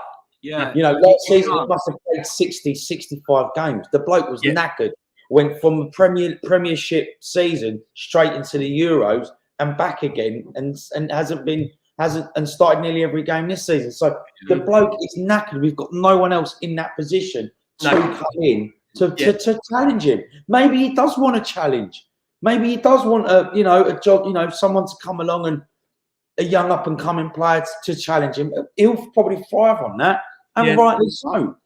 But it's funny, isn't it, Ant? Because I don't you think, Ant. The thing is, Ant, if he wasn't in the team, I think there'd be plenty of people saying, "Why is he not playing?" Because I let's be honest about it. I agree with that. Our midfield options at the moment. I mean, listen, let's be honest about it. No one really fancies Winks. No one really fancies Dele. So if Hojbjerg's coming out, who are you putting in there? Yeah. Do you see what I'm coming I from? have to say, Ricky, if you don't mind, I think this is probably one of the best questions you've asked, because he tears my head apart, Hojbjerg. I'm like this and this, because he has me. I have mixed reviews in my own head about him because of his performance and his talent, and then his passion proves otherwise. It's just he's loyally strong. I think the answer to the question for me would be really, really simple. He's what we need now, because what we need now is exactly what our manager has given us, and that's passion and 110% and everything, and that's exactly what Hojbjerg gives. So my answer is he needs to be in. Yeah, no, and that's fair. I mean, again, with Hojbjerg, like I say, listen, it's like anything. He's not gonna, you're not gonna please everybody. And I mean, Winks tonight, I won't generalise him as a subject because I know where the show could go if we do that. But he had a bright cameo with a lovely curling ball for Sonny and a back heel to Skipp. Lucas Moura forcing the keeper into an early save in that in 6 minutes. He also worked hard. His pressing led to opportunities, but he was just lacking that decisive quality. Lacking all the time, man. He just runs around. Yeah. He does get into positions. You think, I have a pop, and he never does. Not good enough. We've got to upgrade Lucas Moura. I'm sorry. I'm sorry. This is the constant theme, is it, with Moura? Because the thing is, I mean, again, you'll speak to Spurs fans that love the passion, but I mean, with Moura, again, it's so frustrating the lack of end product there with him. And again, Frankie, and I share your frustrations. I mean, we've done so much on Moura recently, but I do want to talk about Harry Kane. Sammy, we'll start with you on Kane. He played a Lucas in for the box for an early save. He had a big chance early in the second half, only to fire his shot at the keeper, sent regular away to set up Son for Spurs' second goal. I mean, he got through plenty of work up front and used the ball well, but he should have scored his big chance, and he'll know it personally. With Kane, Sammy, have you got any concern the goals are drying up, or do you think he will go on a goal rush in 2022? Yeah, I am concerned about Harry Kane. I am. Everybody, the people that don't have Harry Kane in their team, so every other team, are just really fast to say he's past it, he's had his best, blah, blah, blah. He's slowed down. He does look slower. He looks tired. He does. He looks like he's holding it up a lot more. But as we mentioned before, he is dropping back because the creative chances aren't being played to him. Harry Kane should be on the line. He should be there. He should be ready to play off it. He's a prolific goal scorer. He lives to put that ball in the back of the net. And he ain't putting the ball in the back of the net when he's in midfield creating chances for other people. So, but he does that superbly. It's so frustrating. I back him, and he can have one day looks like he's playing for Barcelona, the next day looks like he's playing for Accrington Stanley. I don't get it. He's not. Yeah. He's just. He really is hot and cold, Harry Kane, but he's not at his best. And I think it'll certainly do him a world of good when we've got some backup for him. Yeah. Do you mean, Sammy, you're going to be on this show quite a lot? Just quickly, he shouldn't be playing against Moura. He should not be playing against in those games. That's why he's knackered. He has to play every game. Frankie, was that a confidence boost to try and get him to get some goals, wasn't it? I don't know, because he shouldn't be, because he's scoring goals for England and he's scoring goals in the cup for us. And I've come on record and said only an idiot would doubt Harry Kane. I get he's contributing, as Sammy said. I feel like I'm an idiot at the moment, though, Frankie. But no, I feel like an idiot because I keep saying it. But Sammy's right. He's a number 9. We need him in the box. I mean, the amount of times he drops off, we go down the line, and if a quality ball was put into the box tonight, there was only Lucas or Son in that position. it's because he's frustrated. But I said it earlier in the show. He looks a bit leggy. There's something not right. And there was a comment that just popped up on the screen saying, "Don't worry about Harry Kane. 1 goal in 12 Premier League games." I'm starting to get concerned. I'm not going to lie. I mean, listen. We know what happened in the summer with Kane and what went before. Are you concerned with Harry Kane, or do you feel like you look like an idiot with Kane? No, of course not. I mean, the bloke is quality, but this season, I think it's just got on top of him. The bloke is knackered, mate.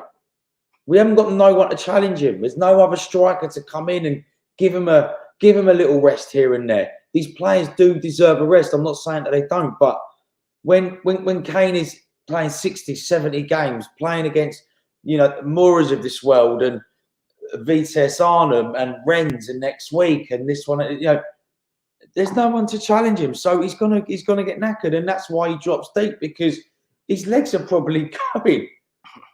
And someone says there, he hasn't had a pre-season. Yeah, I mean, that's H down the same screen there says hasn't had a pre-season. But there's been so much that's gone on throughout the summer. I mean, do you think, has anyone, Mark says there, Kane's still on the Florida beach. Sammy, is he? Do you think Kane's headed away from Spurs still with Conte here? He seemed very confident. I actually think he's paying attention now, but he's just still not all there. I think I think he's back in terms of being committed, not back in terms of being performing where he should be. And that's two completely different things. I think Conte is waking him up, and you get woken up by being worked hard and reminded, exactly where your place is in the squad.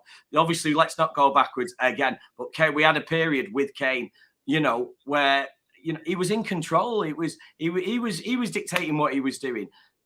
Antonio Conte is not going to have that. He's working you think how tired Kane is now, and Conte is absolutely drilling him.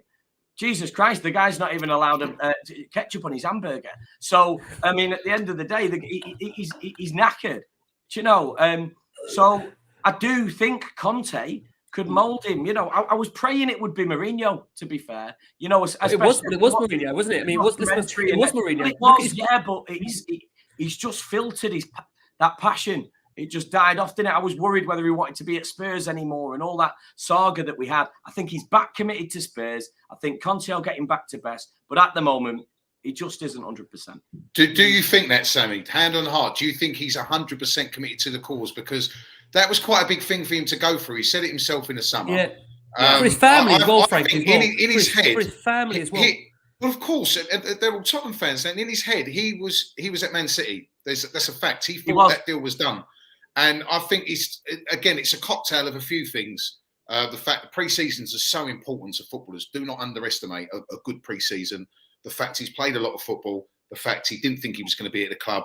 And also confidence in the Premier League. That's got to weigh on your mind. If 1 goal in 12 games, that's unheard of since he broke into the first team. And I know he's got the quality. Again, away from goal scoring, he still contributes. He's not like an Aubameyang. When Aubameyang doesn't score, he's non-existent. Kane still contributes in the build-up to all the good things. Involved, yes. He's still involved, but for him, 1 goal in 12 league games, something is not right. No, something's not right. But I do think something's changed. I think people have picked up on the fact that he started hashtagging "Come on, you Spurs" again and stuff. Oh yeah, the COYS have gone back up now. COYS have gone back up. Just little things. I don't know. Call it a hunch. Call it a feeling. Yeah. I feel like he's back in Tottenham, and now he is. I want to see him doing what he does best. But he doesn't do it 40, 50 yards away from where he's supposed to be. Yeah, Nathan on the screen says Kane 28 doesn't make no sense. Aguero was scoring goals for fun when he was 31 at Man City. It's the lack of a second striker causing this. How many times have we said that? The lack of competition throughout the squad. We've run him into the ground, haven't we? Let's be honest. Since he broke into the first team, out of all the players over a consistent 5-6 year period, we have run him into the ground, and that is Daniel Levy never getting another striker to either back up or compete with him of a high quality. Not a statue like Llorente, who done all right for us, but let's have it right. He's not top level striker. No. Not Vincent Janssen, a proper player to compete or rotate with him. He hasn't had that in his entire Spurs career. And I say again, the Spurs have got any ambitions of being a top 4 club. You you have to have more than one striker. And Dane Scarlett, bless him, is a young kid who really should be out on loan. But we know the rules around the Premier League restrictions of young players around that age obviously stops him from doing that. Japhet Tanganga replaced Emerson late on and had a chance in the final seconds, but it was blocked. Stephen Bergwijn came on for Son in the final minutes. And just out of respect for Nathan Evans, we put a question on Bergwijn very, very early into the show, which we'll try and find, Nathan. If you want to post that again or send it back through, we can try and do that. I'll come to Sammy on him, though, generally. Stephen Bergwijn. There's been reports, Sammy, of him being linked away with a move from Spurs, but Conte came out and said, he actually is working with Bergwijn on him becoming, the irony is now about a second striker. I think he's working on him becoming Spurs' striker in training because of our lack of options up top. Could that be an option for Bergwijn? Well, it's worrying, isn't it? That first and foremost, to say that he's the backup, it is. But if Conte's working with him, I'm confident. He is class. He's got a lot of skill. I loved it in the City game when he scored that amazing that hair raising goal, and he's got a few good passes under his belt. I don't think we've seen the best of him at all. If there's a manager to get it out of him, it's Conte. Do I want to see him leading my front three? It's a completely different question. No, is the answer. For me, I'd like him to sit back, provide, and when he gets the chance, have a crack. But I definitely don't think he's a striker option for me, especially not to replace the likes of Harry Kane. Yeah, we'll have to see. We'll have to see indeed. After the game, Antonio Conte said, today a good win. It's 3 points against a team that isn't easy to play against in Brentford. We showed great desire to get 3 points and great desire to win. We can improve and we have a lot of space for improvement in possession. For sure, like I say, without the ball, we did well and put pressure on them. And I want to see more of this to make difficulty for our opponents to play the ball. We'll continue to work to improve. He was asked the difference tonight compared to Moura, and he says, you can learn a lot about a loss than a win, but for sure the defeat against Moura hurts us. Conte admits Spurs used that Burnley postponement to their advantage, as Frank picked up on earlier in the week. He said, I have to be honest and tell you, we exploited that situation. Every single moment we have, we exploit and try to bring my philosophy into the mind of my players. And again, I think we can all safely say we are seeing some patterns of play now in terms of the way Conte wants this Spurs team to play. And I think we are getting slightly excited. Although, like I say, everything's kind of mellowed now. The smile's going from Frankie. And it was like he's about ready to go to bed. Sammy's still buzzing. Sorry, mate, I've got an early start. What we are going to do for Ant's sake as well, for all of us, we're going to take our final break of the show for our listeners on audio. You're going to hear from a range of different Norwich podcasters that are very kindly giving us their thoughts ahead of this game. And then we're going to try and give a quick prediction on Norwich. And hopefully Ant is awake to tell us the prediction. And we'll come round, Ant, to start with you for this game. It's 2 home games back to back. I think I've got the pleasure, Ant, of you joining me again on Sunday. We picked these fixtures very kindly, didn't we, to try and get you on for back-to-back Spurs wins on the last one on Spurs, which... Frank, have you had the pleasure of that yet, Frank? I'm not sure you've had, have you? No, I don't, but I think Ant needs it more than me because there was a lot in the comments. There's been a lot in the comments over this season, and we've had discussions ourselves. There's a lot of concerned fans for Ant's heart rate, heart health, stress levels. So I'm happy for Ant. I don't mind if I can take the hits for Ant and keep his heart rate down. I'm willing to take the hits. Look at that one, Nicky, what is it? Ant, you're looking like Delia, mate, away to your bed. Oh, bless you, mate. Yeah, I've got an early start in the morning. I've got to be up at 6 o'clock. Let's get your thoughts. What were you saying, mate? Sorry, mate. What you saying? Norwich at the weekend. I mean, listen, it's a game again on paper. Spurs should win, but I will say they are unbeaten under Dean Smith so far, aren't they? Good. Oh, brilliant. Love that. Well, listen, records are there to be broken, right? And listen, whilst he's had a good start, I mean, Spurs at home under Conte, 7 points out of a possible 9 so far. He's won. Again, I'm not going to say that comment I was about to say there because that will kill me. On Conte, he's had a good start at home so far. There you go. Tell us, Ant, thoughts going into Norwich. Confident? Listen, as I said, one tonight. The next game they start tomorrow. Start planning it for Sunday, and we move on. This game will be in the past, as we all know. So Norwich is just as important as tonight. Get us a little bit. Pressurising the top 4. I'm not saying we're going to end up top 4, but I hope I'm wrong. But we will see what's happening. Listen, I'm in my mate's flat, right? I'm staying up here, and he's got all these fancy lights. I don't know how to work them, right? So I'm trying my best. you know what killed me? Someone said Red Dwarf earlier. Do you remember Red Dwarf? With a head and no background. Mate, I don't have to work these geezers' lights, bruv. I'm like, what is that? Yeah, you got a switch in there. Is it wrong technical? It is a switch, but it's one of them fancy ones. It's a bit like your hands or something. Old place will come down. Don't want that. Yeah. Listen, I want a bit of Rob C's confidence. We will smash Norwich, not a problem. Yeah, I think we'll do well. I think we'll beat them. I think we will beat them. 3-0 Spurs. 3-0 Spurs. That's the first time we've got a clean sheet of out and a convincing Spurs. Actually, hold on. Here he goes. Revising it now. Who we having? Pookie, innit? Cantwell. Pookie, yeah. Has he scored this season, Rick? Yeah, he's been in good form recently. Look at that one he put. Look at that one he put the top corner against Newcastle. I didn't see it. Oh, so, nearly took the net off. Unbelievable. Well, at least he won't score his first goal against Spurs then, so that's all right. I like that. That's why I get called a lot, Pookie. Because obviously the old Barnett's going, isn't it? So I get Pookied off all the time. Pookied off. Yeah, go on, 3-0 Spurs. Come on. 3-0 Spurs. All right, let's come around to Frankie next. Frank, listen, wouldn't it be nice, Spurs to try and take advantage now of, I would say on paper, and I've got to word this very carefully, a kind of run of fixtures before we do hit the likes of, the Liverpools to come, of course, later on in the month. What are you going for, Frank? I don't, team news-wise, it's light on the ground at the moment because they only played a day or so ago.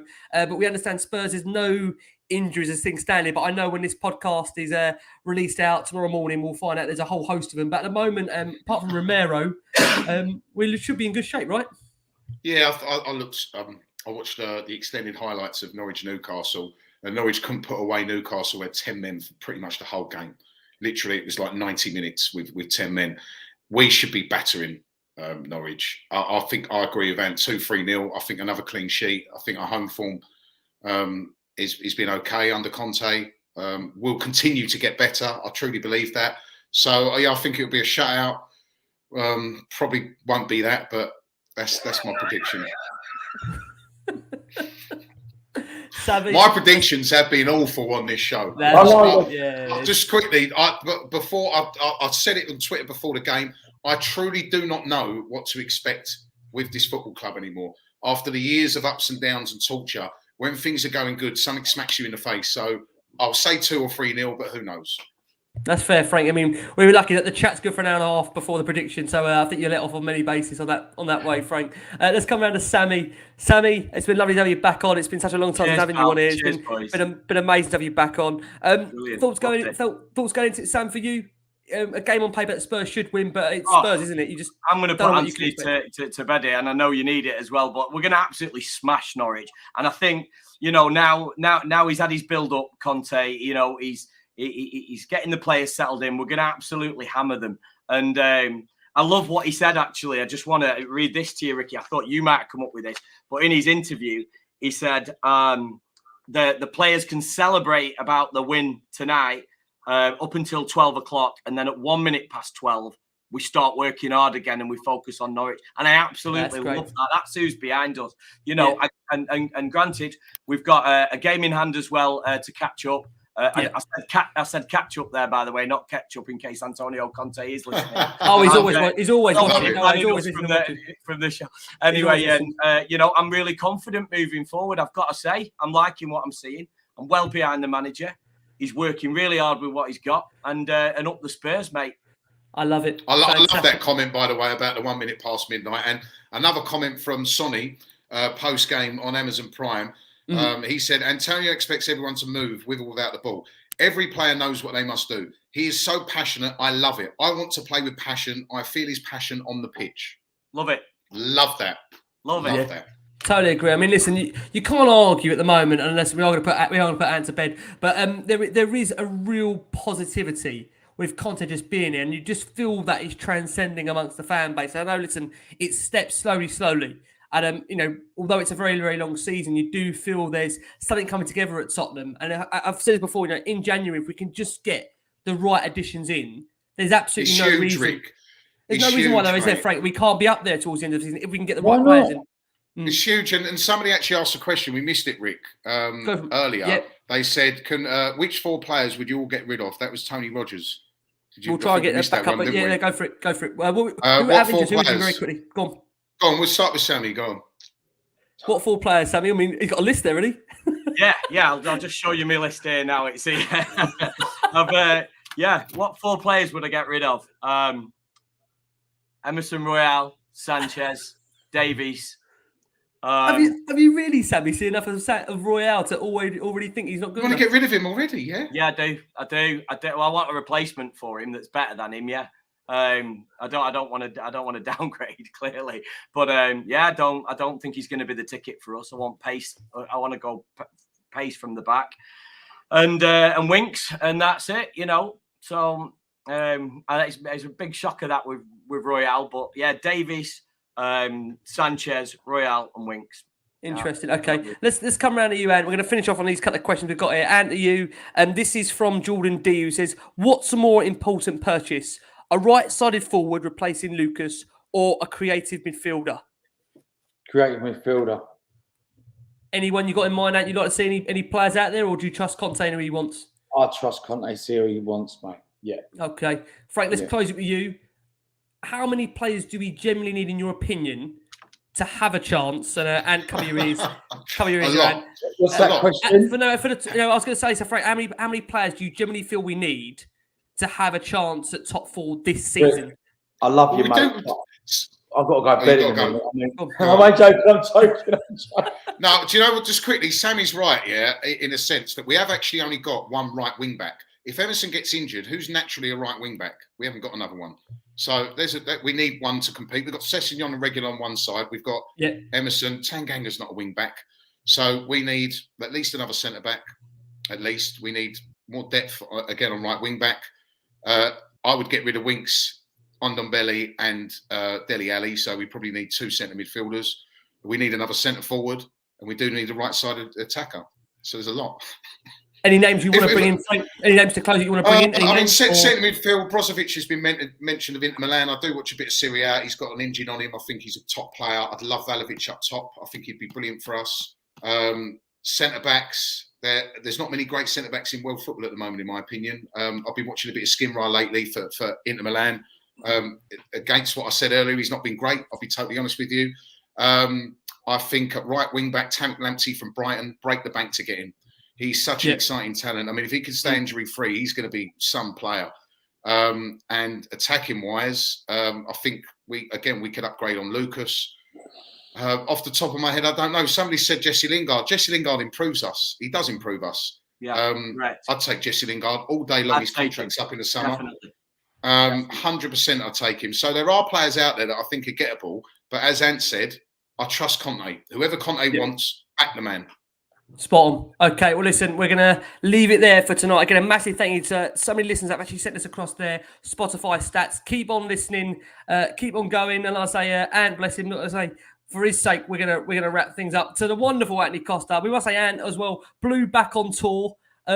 Great for you. So much going on right now. I mean, I know you're absolutely knackered. There's so much going on, but all great stuff out in the pipeline. So much excitement. Yeah, some good stuff in the pipeline, hopefully. So yeah, keep an eye out and Tickets available soon, Ant, for Blue. Is that already on sale? Tomorrow morning at 9:00.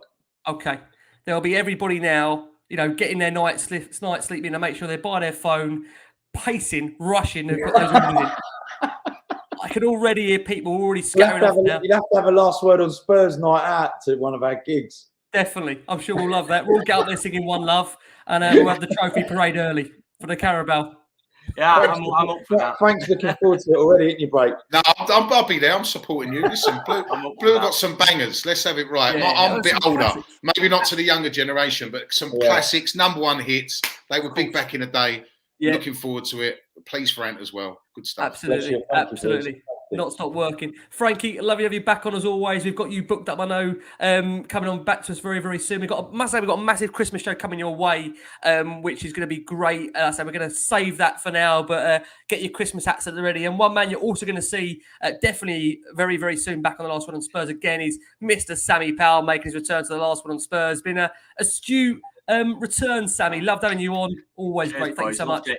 Yeah, I really enjoyed it. Thanks, guys. Thank you. Amazing. I say, we'll sign off on one of Ant's lines there. For the sake of Rob, it's one love from the last word on Spurs.